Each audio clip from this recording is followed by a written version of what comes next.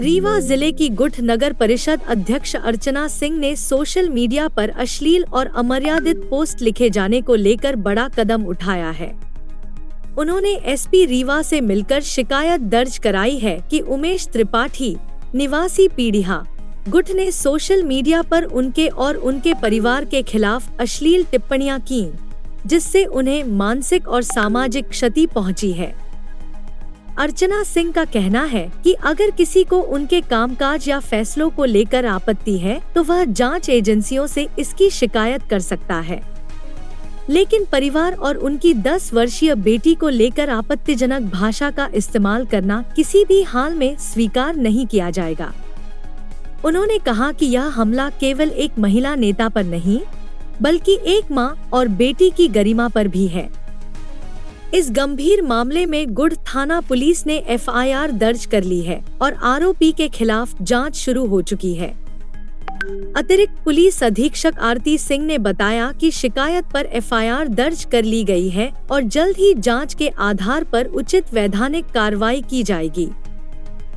यह मामला social media के जरिए किसी की छवि को धूमिल करने और महिला जनप्रतिनिधि को मानसिक रूप से प्रताड़ित करने का है, जिस पर प्रशासन सख्ती से कदम उठाने की बात कर रहा है। किस चीज़ की शिकायत करनी गई थी? एक्चुअली है क्या, करीब आज से 7-8 दिन पहले मुझे मेरे 2 परिचित लोगों ने व्हाट्सएप पे कुछ मैसेज भेजे।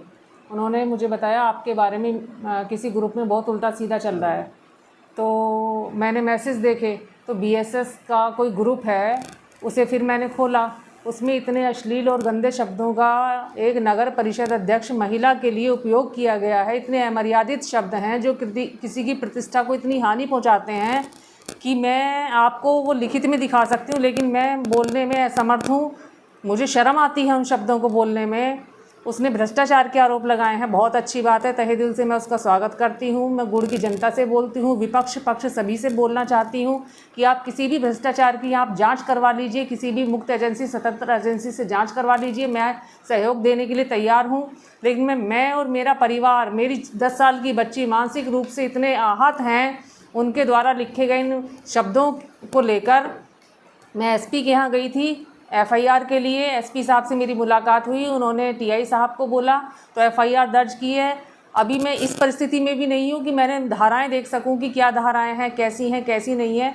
मैं बहुत ज़्यादा डिप्रेशन में हूँ। मैं डिप्रेशन से भी निकल नहीं पा रही हूँ।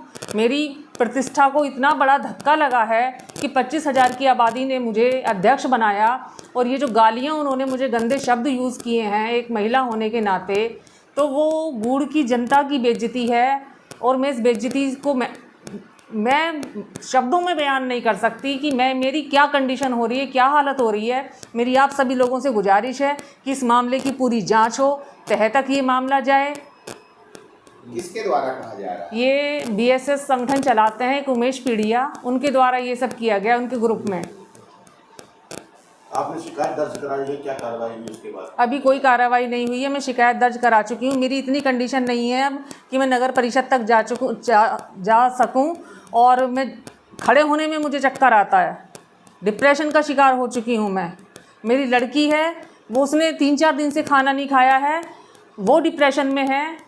डॉक्टर साहब के खिलाफ उसने बहुत अश्लील और गंदे शब्दों का इस्तेमाल किया है। वो मैं चाहती हूँ आप डॉक्टर साहब से मुलाकात करें, उनसे खुद पूछें कि उसने कैसे कैसे शब्दों का इस्तेमाल किया है। शासन प्रशासन से क्या मांग है इस मुद्दे को लेकर? मेरी शासन प्रशासन से बस एक यही मांग है कि एक महिला, पहली बात तो मैं अध्यक्ष हूँ, अगर अध्यक्ष ना भी होती, एक साधारण महिला होती, तो उसके लिए किसी ग्रुप में, सोशल मीडिया में 20,000 की आबादी जिसे देख रही है, उसके सामने आप इस तरह के गंदे गंदे शब्दों का इस्तेमाल कर रहे हो, तो ऐसे व्यक्ति को जांच करने के बाद उचित कार्यवाही उसके खिलाफ होनी चाहिए। मैं ये नहीं कहूँगी सज़ा दो, दंड दो, लेकिन कार्यवाही जो उचित कार्यवाही है वो ज़रूर होनी चाहिए।